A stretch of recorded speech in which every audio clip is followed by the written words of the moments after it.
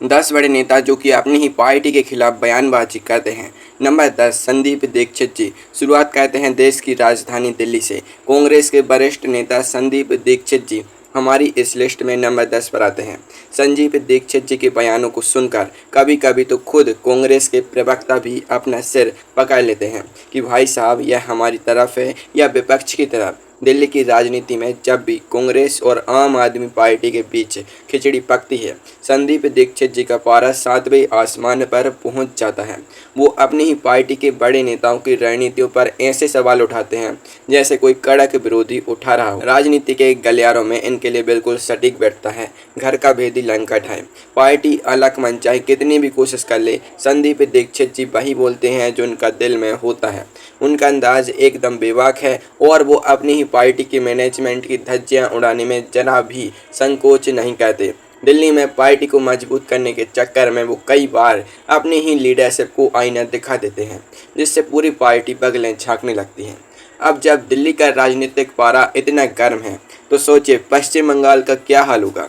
चले चलते हैं नंबर 9 की तरफ, जहां एक ऐसे नेता बैठे हैं जिनका सोशल मीडिया अकाउंट अपनी ही पार्टी के लिए किसी परमाणु बम से कम नहीं है। नंबर 9 पर आते हैं बीजेपी के वरिष्ठ नेता और मेघालय त्रिपुरा के पूर्व राज्यपाल तथागत रॉय जी। तथागत रॉय जी सोशल मीडिया प्लेटफॉर्म एक्स पर इतने ज़्यादा एक्टिव और आक्रामक हैं कि शायद बीजेपी की पूरी IT सेल भी उनसे खौफ खाती होगी।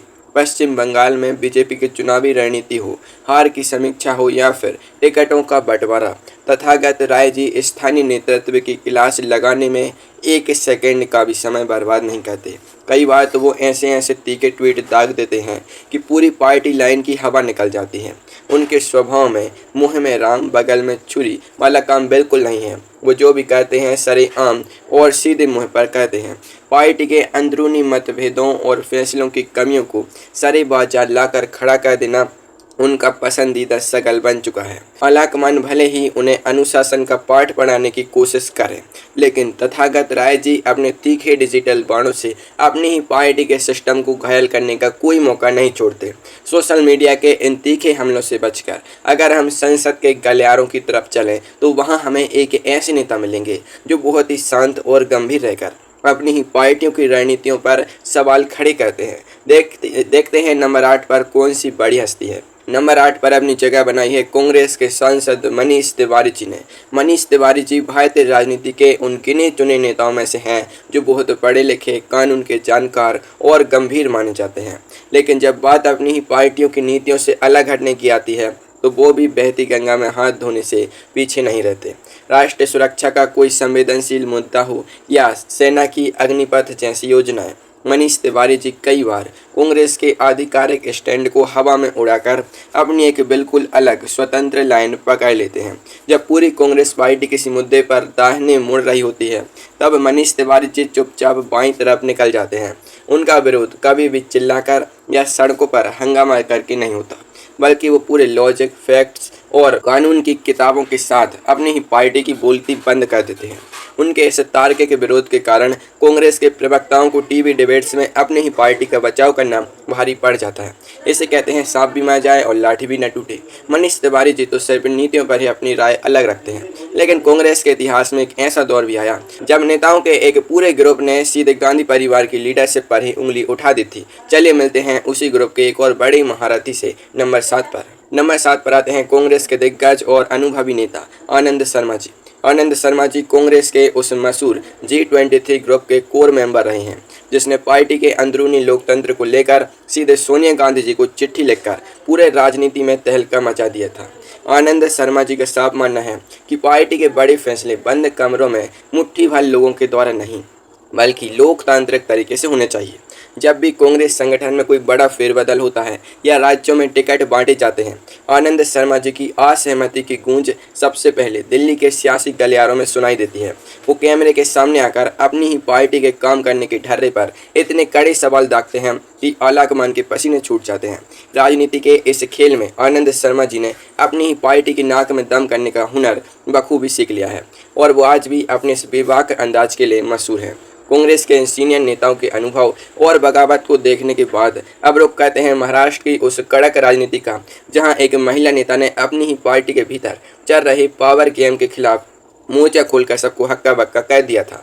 नंबर 6 पर डालिए एक नज़र। नंबर 6 पर विराजमान है महाराष्ट्र बीजेपी के कद्दावर नेता पंकजा मुंडे जी। दिवंगत गोपीनाथ मुंडे जी की राजनीतिक विरासत को संभालने वाली पंकजा जी का अपनी ही पार्टी के राज्य स्तरीय शीर्ष नेतृत्व से हमेशा 36 का आंकड़ा रहा है। महाराष्ट्र की राजनीति में जब भी उन्हें साइडलाइन या दरकिनार करने की कोशिश की गई, पंकजा मुंडे जी ने चुप बैठने की बजाय सीधे अपनी रैलियों में लाखों समर्थकों के सामने अपनी ही पार्टी के खिलाफ हुंकार भर दी। उन्होंने कई बार खुले मंचों से बहुत ही भावुक और आक्रामक अंदाज में कहा है कि वो किसी पद की भूखी नहीं है, क्योंकि वो सीधे जनता के दिलों पर राज करती हैं।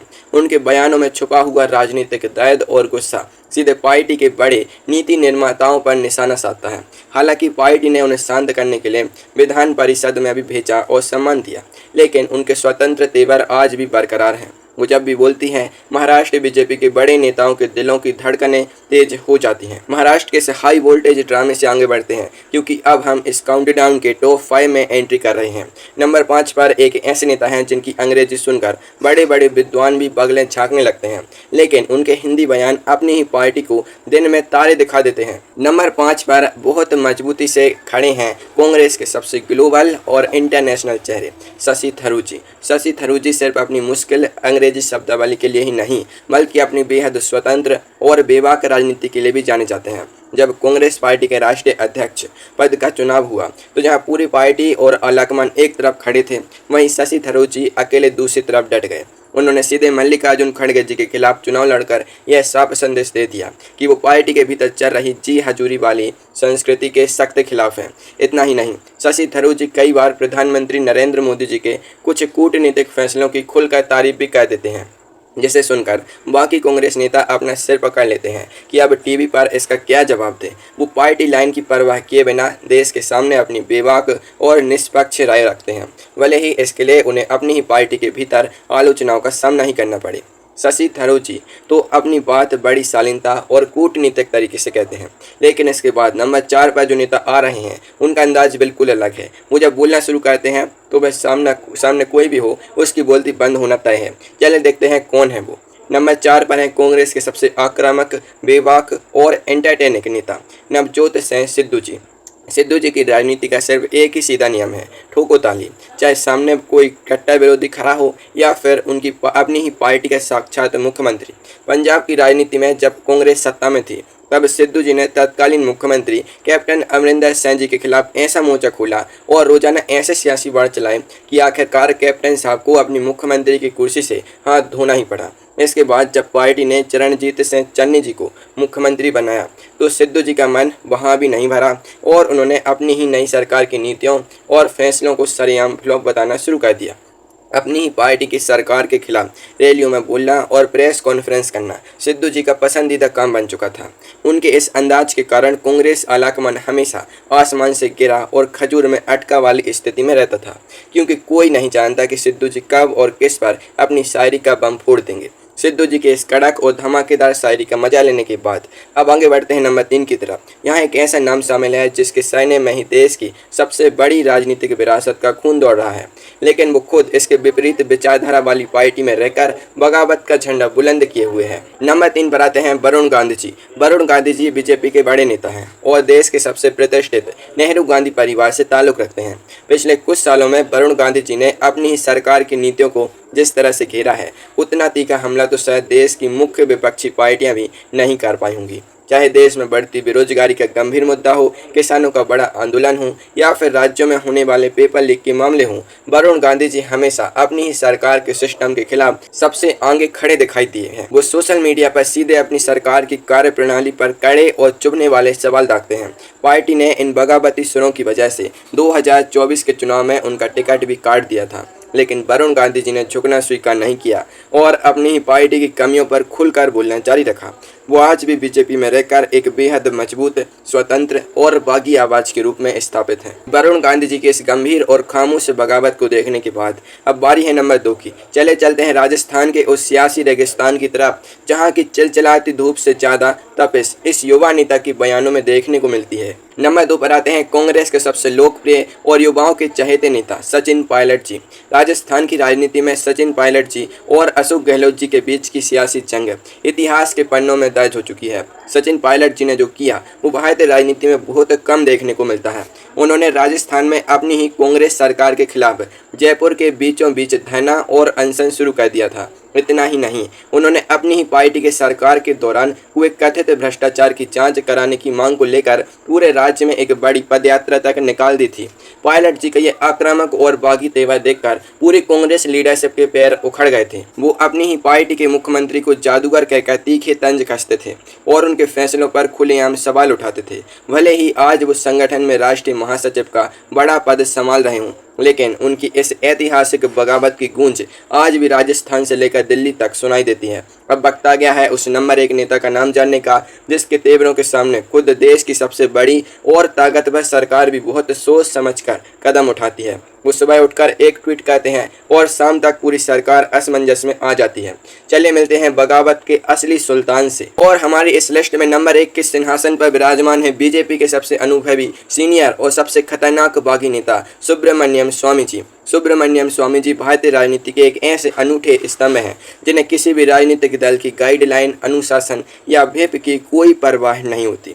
वो आधिकारिक तौर पर बीजेपी में शामिल हैं, लेकिन उनकी रोजमर्रा की दिनचर्या का एक अहम हिस्सा है अपनी ही मोदी सरकार की आर्थिक नीतियों, विदेश नीति और चीन के संवेदनशील मुद्दे पर प्रधानमंत्री और वित्त मंत्री निर्मला सीतारमण जी के फैसलों की धज्जियां उड़ाना। वो नेशनल टेलीविजन और बड़े बड़े इंटरव्यूज में खुलेआम यह दावा करते हैं कि देश की अर्थव्यवस्था बिल्कुल गलत हाथों में है और इसे पूरी तरह से बदलने की जरूरत है। वर्ष 2026 के इस दौर में भी उनका यह बेबाक और तीखा सिलसिला लगातार जारी है। बीजेपी के बड़े से बड़े और कड़क नेता भी सुब्रमण्यम स्वामी जी के अथाह ज्ञान, उनकी कानून पर पकड़ और उनके अदालती दांव पैंच के आगे कुछ भी बोलने की हिम्मत नहीं जुटा पाते। वो अपनी ही पार्टी के भीतर रहकर विपक्ष से भी ज़्यादा मजबूत, तार्किक और एक डराने वाली स्वतंत्र आवाज़ बन चुके हैं, जो हमेशा सुर्खियों में छाई रहती है।